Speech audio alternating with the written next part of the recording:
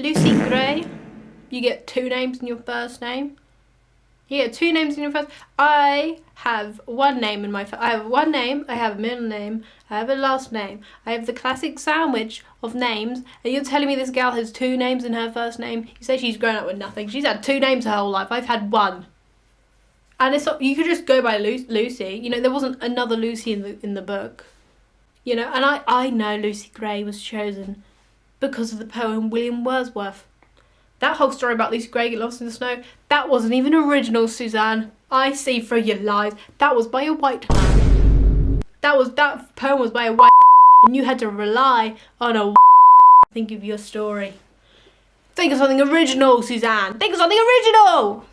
I'm kidding, you came on the Hunger Games. And the Hunger Games world has been part of my world for over 10 years. And part of many people's worlds for over 10 years. So thank you, Suzanne.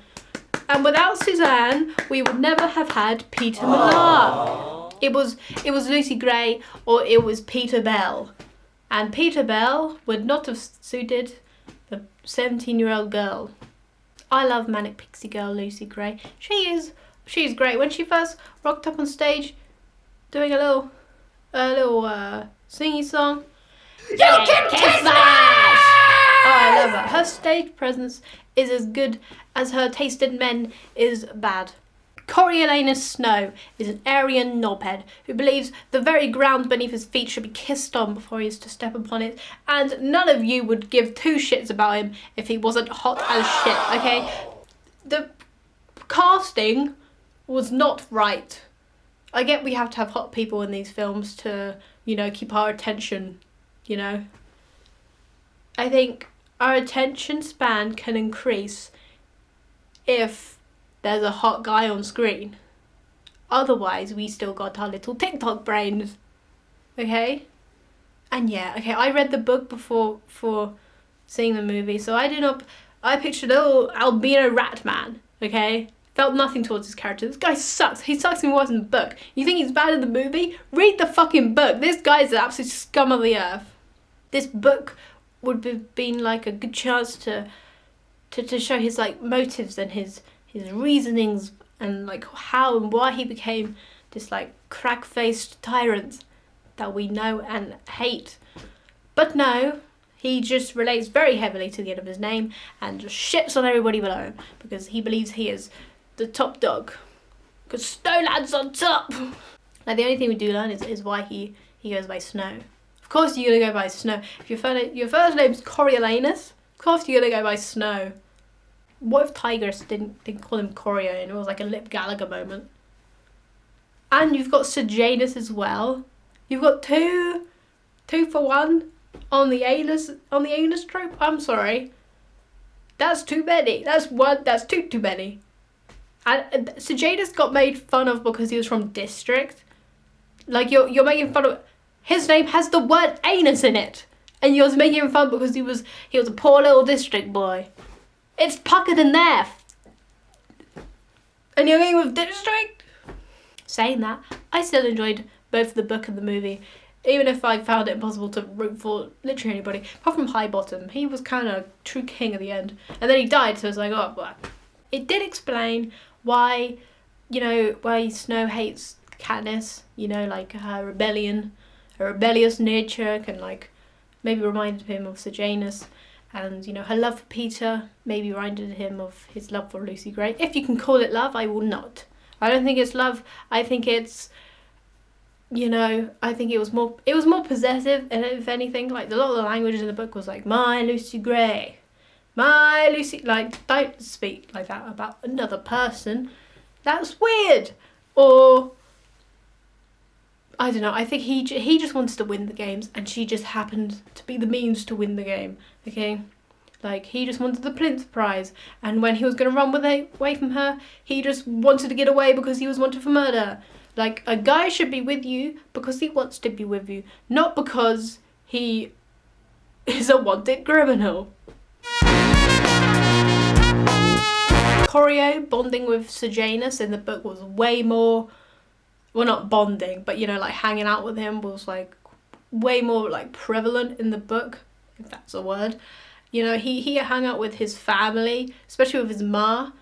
Sejanus' mum is one of the top mums of the century. She's a real sweetie. She bakes. She loves Sejanus with all her big fat heart. And Snow knows this. He knows it more than anyone else. In fact, everybody knows it. But Snow like met her, knew their relationship, and even then just like fucking killed him. Backstab. He was never his friend. The internal monologue of Snow towards how he feels about Sejanus is horrible. And the fact that Sejanus was like, this guy's my buddy. He's my fucking, look at him, look at him, he's my buddy. And Sejanus is like, and Snow's like, this guy fucking sucks. Sometimes I'm worried that all my friendships are like that. And I'm Snow in the situation. No, I'm Sejanus. I'm kidding.